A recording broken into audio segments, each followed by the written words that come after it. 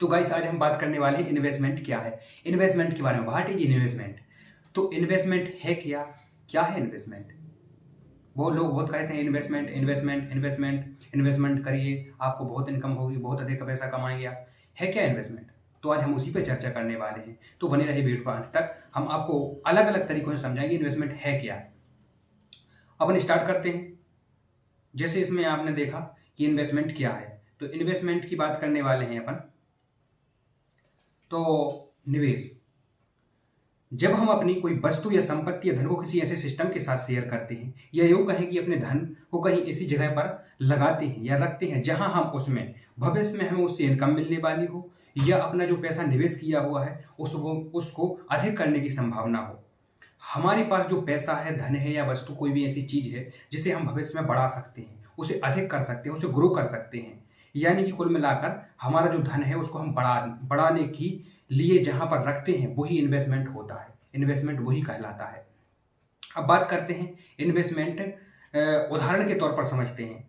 जैसे मान लीजिए आपके पास वर्तमान में 1 लाख रुपया है और आपने किसी भी कंपनी का शेयर, अब शेयर के उदाहरण से समझते हैं। अभी आपने किसी भी कंपनी का शेयर, एबीसी कोई भी कंपनी है, उसका शेयर की प्राइस मान ली 20 रुपया है, तो 20 रुपये में इंटू आपने 5,000 शेयर खरीदे 20 रुपया के हिसाब से, तो आपके शेयर 1 लाख रुपए के हो जाते हैं।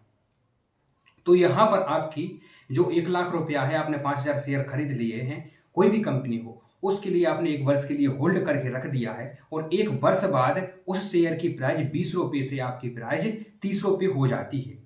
तब आप उसको सेल करते हैं। तो ऐसी सिचुएशन में आपका जो पैसा है 5,000 इंटू 30, तो आपका जो पैसा है वो 1.5 लाख रुपये हो जाएगा।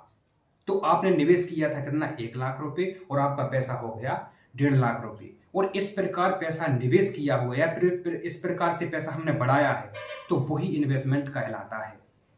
अब इन्वेस्टमेंट अनेक प्रकार के होते हैं, तो उनमें हम समझेंगे आज कुछ इन्वेस्टमेंट के माध्यम से समझेंगे कि इन्वेस्टमेंट कितने प्रकार के होते हैं। जैसे पहला अपन बात करते हैं निवेश का प्रकार, स्वामित्व निवेश या ओनरशिप इन्वेस्टमेंट। स्वामित्व निवेश या ओनरशिप इन्वेस्टमेंट क्या होता है, जैसे हम स्टॉक मार्केट में पैसा लगाते हैं या इक्विटी में या म्यूचुअल फंड वगैरह में पैसा लगाते हैं। स्वामित्व इन्वेस्टमेंट होता है, जैसे हमने अपना व्यवसाय खोला है, धंधा स्टार्ट किया, तो ये भी स्वामित्व इन्वेस्टमेंट होता है, क्योंकि इसमें हमने अपनी स्वयं की मर्जी से इसमें पैसा लगाया है, इसमें पैसा अपनी स्वयं की मर्जी से हमने इसमें इन्वेस्ट किया है, तो होता है स्वामित्व इन्वेस्टमेंट। अब बात करते हैं लैंडिंग इन्वेस्टमेंट, यानी कि उधार निवेश। उधार निवेश क्या होता है, जैसे हमने किसी को पैसा अपना उधार दिया, वो तो शुद्ध बात दिख रही है उसमें कि उधार इन्वेस्टमेंट। तो हम बात करते हैं लैंडिंग इन्वेस्टमेंट कितने प्रकार के होते हैं और कैसे किया जाता है। जैसे सरकारी बॉन्ड में हम देते हैं पैसा, या फिर अपना गवर्नमेंट बॉन्ड में पैसा देते हैं। गवर्नमेंट बॉन्ड और सरकारी बॉन्ड क्या होते हैं कि कोई भी कंपनी होती है, कॉर्पोरेट बॉन्ड में कोई भी कंपनी होती है, अपना पैसा जुटाने के लिए, कंपनी को ग्रो करने के लिए बॉन्ड रिलीज करती है। बॉन्ड पब्लिशिएट करने के बाद उसमें क्या होता है, पब्लिक से पैसा लेकर वो अपनी कंपनी को ग्रो करती है,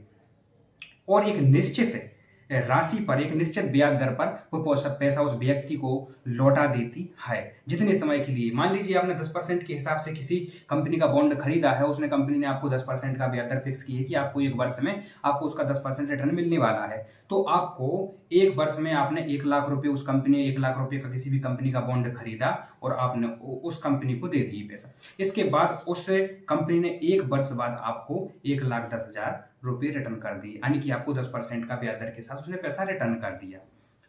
इसी प्रकार गवर्नमेंट बॉन्ड भी होते हैं, गवर्नमेंट भी पैसा जुटाने के लिए गवर्नमेंट बॉन्ड रिलीज करती है। अब बात करते हैं अपन नगद समकक्ष या कैश सिक्योरमेंट क्या है। नगद समकक्ष में क्या होता है कि व्यक्ति के पास जो पैसा होता है वो किसी व्यक्ति विशेष को दे देता है, या किसी व्यक्ति को उस पैसे की जरूरत है। तो मान लीजिए आपके पास कोई व्यक्ति आता है और आपसे कहता है कि सर मुझे 1 लाख रुपए की जरूरत है। वो 1 लाख रुपए की कोई भी चीज है, मोटरसाइकिल हो सकती है या 4 व्हीलर या कुछ भी ऐसी, उसके पास 1 लाख रुपए की ऐसी कोई चीज हो, वो आपके पास रख देता है। तो इस प्रकार नगद टू नगद आपने उसकी चीज रख ली, और एक निश्चित ब्याज दर पर, यानी कम ब्याज दर पर आपने उसको पैसा, मतलब वो वस्तु रखकर उसको पैसा दे दिया। तो इसमें बहुत ही कम रिस्क होती है। तो इस प्रकार आपने उसको पैसा दे दिया, और इस प्रकार का होता है नगद समकक्ष। अब बात करते हैं अपन कि इन्वेस्टमेंट रिस्क के आधार पर कितने प्रकार से किया जा सकता है, या रिस्क कैसी होती है। हम इन्वेस्टमेंट करते तो हैं, लेकिन इन्वेस्टमेंट कौन रिस्क में, कौन इन्वेस्टमेंट में ज़्यादा रिस्क है, कौन किस में कम है और कहाँ पर और कम है, हमें कहाँ पर निवेश करना चाहिए। तो रिस्क पिरामिड के अनुसार अपन समझेंगे कि पहला क्या होता है कि फाइनेंशियल सिक्योरिटी में पैसा लगाते हैं। फाइनेंशियल सिक्योरिटी क्या होती है, मतलब हम बैंक अकाउंट में पैसा डालें हैं अपना, या अपना सेविंग अकाउंट या पेंशन फंड वगैरह में हमने पैसा निवेश करें, जहाँ से बहुत अधिक सुरक्षित है। निवेश तो किया हुआ है लेकिन बहुत अधिक सुरक्षित है और बहुत ही कम हमें यहाँ से रिटर्न मिलने वाला है। तो ये होता है हमारा मतलब सेविंग अकाउंट वगैरह में पैसा रखना। इसके बाद अपन दूसरे नंबर पर चलते हैं, सेफ्टी एंड इनकम। इसमें क्या होता है, जैसे अपन ने मैंने बात की थी भी, कॉर्पोरेशन बॉन्ड या गवर्नमेंट बॉन्ड में पैसा निवेश करना। तो इसमें हमारी सिक्योरिटी होती है लेकिन थोड़ी कम होती है, मतलब रिस्क होती है। हो सकता है पैसा हमारा ज़्यादा ना मिले, हो सकता है कंपनी की ग्रोथ एक वर्ष में नहीं हुई है तो आपका पैसा एक वर्ष में रिटर्न ना मिले, लेकिन मिलेगा जरूर। इसमें रिस्क थोड़ी होती है लेकिन रिटर्न भी ज़्यादा होता है, क्योंकि बैंक की अपेक्षा ज़्यादा रिटर्न होता है इसमें, सेविंग अकाउंट या वगैरह की। अब बात करते हैं अपन ग्रोथ या ब्लू चिप फंड या स्टॉक मार्केट या म्यूचुअल फंड में पैसा लगाना या रियल एस्टेट में पैसा लगाना। ऐसी जगह पर हम पैसा लगाते हैं जब, तो यहाँ पर हमारी ग्रोथ थोड़ी और ज़्यादा होती है लेकिन रिस्क थोड़ी और बढ़ जाती है। जैसे हमने किसी कंपनी की स्टॉक खरीदे या म्यूचुअल फंड में पैसा लगाया, हो सकता है 6 महीने तक रेगुलर मार्केट गिर ही रहा है, तो ऐसी सिचुएशन में हमारा पैसा माइनस में चला जाएगा, लेकिन एक समय के बाद पुनः प्लस में हो जाता है।